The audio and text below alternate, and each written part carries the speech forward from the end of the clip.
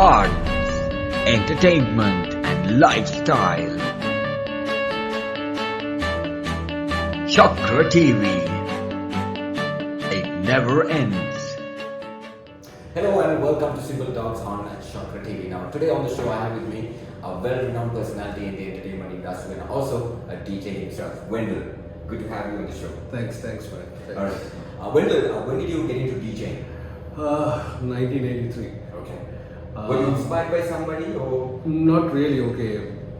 At home there was always music playing, so I was always into music, and then basically in school I met up with a friend of mine called Paul, and we started doing, little parties for friends, 14th birthdays, 15th, guys in our batch and so on. So that was back in 1983, and that's when we used cassette tapes back then. So 83 is when I actually started, but then maybe around 84, 85 we saw Bunty playing at the amphitheatre at Vihara Devi Park, just off to 150 watt speakers at that time, but the sound was like mind-blowing to us kids. We saw him mix, we saw him behind the mic, and that's when we decided to take it a little bit more seriously. Yeah. So then we, with our little savings, we bought a few lights improvised, but we were still playing off cassette decks. So that was until 85, right after our O-levels, when we left school. Paul joined this club called Ecstasy, which was at Palm Beach Hotel. One of the few discotheques, if not the only discotheque at that time. He joined there as a resident DJ, and I moved on to a mobile outfit called K3. That's when we started actually playing off vinyl of 1200s. None of us knew how to mix. I didn't know how to mix. We just used the pitch control to either slow the song or make it go faster, but then eventually figured that one out. There was no internet. There was no internet. There was no YouTube to watch. There's no YouTube. Watch and learn. We had to figure it out ourselves. So, and also back then, like mobile gigs now. At this point in time, you can call somebody and tell them, you got a gig, fix the sound and the lighting for me. Back then, we had to do it ourselves. Carry our own sound, including the lighting, we fixed. We did everything. Carry the speakers, the sound, do all of that. Do the gig, remove it, and bring it back. So that was how it was at the start. So were you inspired? Was there a particular person, international or locally, that See, we didn't have anybody. We didn't have the luxury of seeing international DJs play. So to me, I would say my inspiration was Bunty. There was no one else. Of course, I'd heard Jerry and Harpo play much earlier, but the whole wanting to be a DJ was after I saw Bunty mix. Not the wanting, the want to take it to the next level. But before that, I had seen Jerry and Harpo play many times, and it was a different time to, I'd say in 3 years or 4 years or maybe even 5 years, the whole scope changed. You went from being a DJ who mic'd, a personality DJ, miking and playing, to beat mixing, So it changed for a lot of us. Speaking of change, how do you see the comparison from where you started to the scene now? Well, I am honestly currently thankful for digital devices, because at my age I'm not going to carry record boxes and run around. It's too much for me, unless I have someone to do it for me. But I'm quite happy to play off a hard drive now. But the thing is, like I said, the grounding we got back then. A lot of the younger DJs don't get. When I say grounding, I mean by having to fix your own equipment, do the gig, remove it, bring it back. Because when you do that, even in the middle of a gig, if your sound stops working, you know exactly what to do. So that type of grounding is not there today. But having said that, some of the younger guys are just mind-blowing. They're fantastic. They're making their own music. They're producing music. So they have a lot much opportunity today than we had back then. Back then was like a struggle. And I think a lot of the DJs would have told you like we were not socially accepted. If your girlfriend told you her parents that I'm going out with a DJ, finished. Yeah. Right? Drugs, all that comes into mind. But nowadays, it's more socially accepted, to be a DJ. People see us in a different light. But more back then, it was a challenge. It was a daily fight, to prove yourself. So that's where it was then, yeah. So you had some experience in radio as well. Radio, how did yes. that transition? Yeah. So basically, finally I ended up playing as the resident DJ at my kind of place. That was 92, and it was owned by Niraj. And then in 93 he started Thiele radio, and he said, well, time you move from club to radio, So started as a radio DJ, ended up as the brand manager for both Light and Thiele, and recently a consultant for both stations again. So that was where I made the transition, and in that time, 93, 94, I got married, had a kid.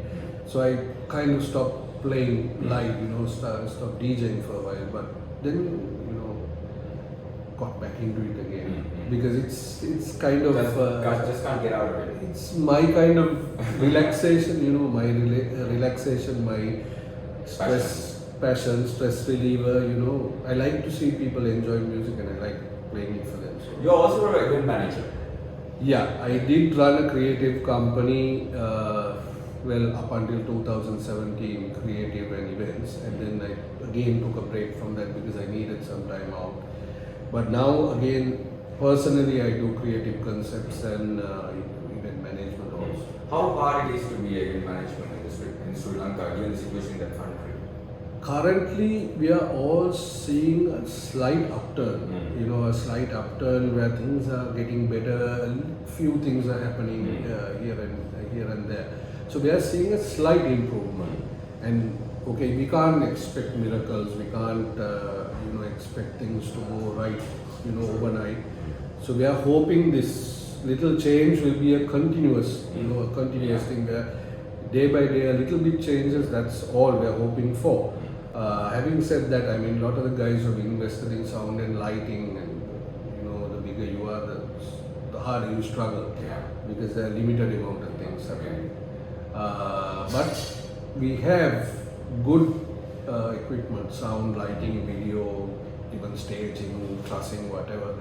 We are now competent enough, to handle events even if an international artist comes on as opposed to back in the day. Are you all part of the international standards when it comes to events? Well, some yes, in some areas yes, in some areas no. So that's what it is. What are your thoughts on music tourism or event tourism? Good thing. Good thing if it is done properly. For instance, if you get like a internationally renowned band or big DJ, I'm talking top A-listers, if you get them to come and perform in Sri Lanka, then your chances of drawing people from India, because Singapore and Bangkok anyway everyone performs there, so places like India, Bangladesh, Pakistan, there is a possibility of drawing a crowd. But having said that, if you book an A-lister, then you've got to make all your payments in advance. They won't shift unless you do that. So for somebody in this current situation to take that chance and put, a big chunk of money down is a bit risky.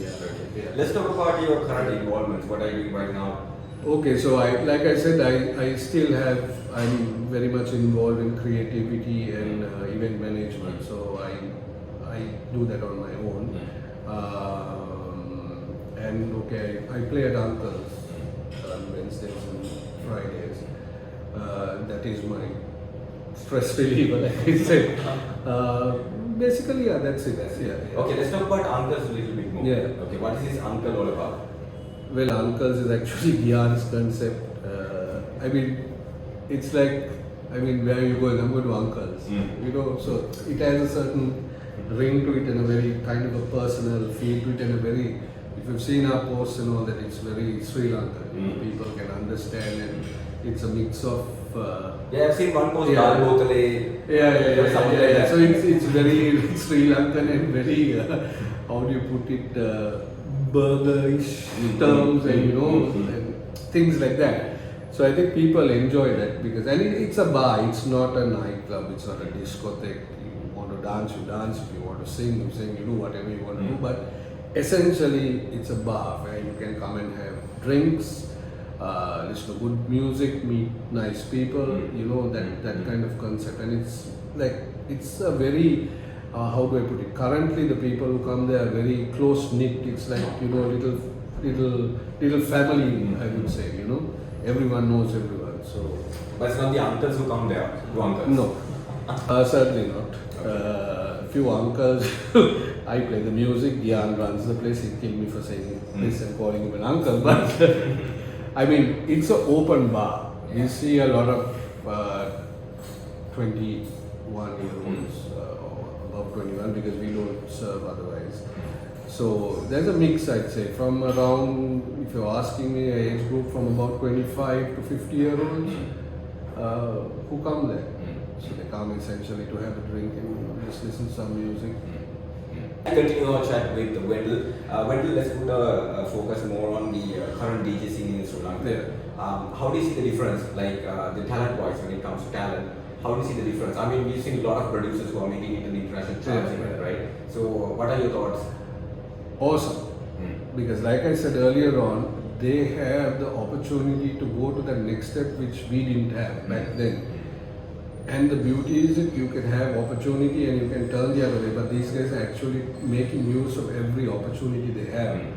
To me, which is, I think, is awesome, right? And not just the guys who are producing, not just the guys who are going out there and getting record deals, but even guys who play, who do mobile, who play in the clubs, who do big gigs, whatever.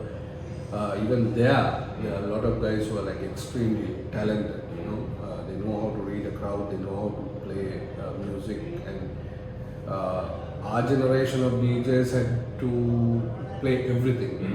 We couldn't stick to one type of genre of music. But now people can identify. There are guys who say, look, I'm an R&B DJ, I'm an electro DJ, I'm house, like that. You can pick your genre and stick by it, and there is a market for it. So, yeah. Speaking of house music, I remember you played a set at Buka Buka long time ago. Yeah. So how did that transition? I mean, you come from an era where you used to play all kinds of music. Yeah, all kinds of music, but latterly when I started playing club from, like, say, the Little Hut and then my kind of place, although we used to play R&B, few of us started experimenting with house music back then, like, Nausha, myself, few of us. But back then it was very vocal, very soulful house. We started experimenting and we, played that back then, which I still do sometimes. Well, it depends on the event, Still I'm like open to any genre of music, whatever works for the crowd. I mean, if I'm hired to play at a house music event, I can't go and play, classic rock there. So. What are your thoughts on the events? I mean, let's focus more on the beach party or beach events.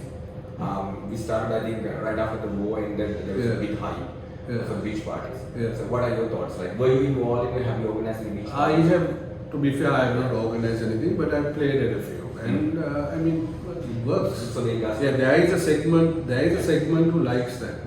You cannot at any given time throw away any type of music and say, look, that is rubbish, that is not good. Because what you like, I might hate. And what I like, you might hate. So there is a following for, for house music. For electronic dance music, there is a following. So we need to have events to keep those people happy. So works. Right.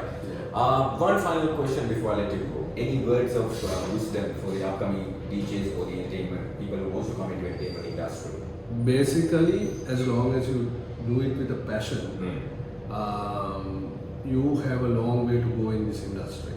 Currently, things don't we all know there's no beating around the bush here, but things are not that great. But we are all hoping it will get better.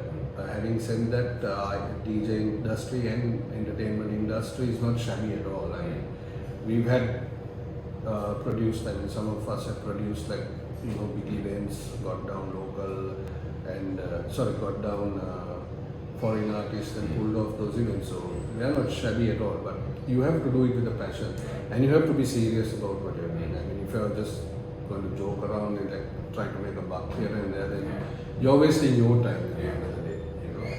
Sure. Yeah. On that note, we're going to wrap things up, and before we say goodbye, you can catch him at the Uncles on Wednesday, Friday.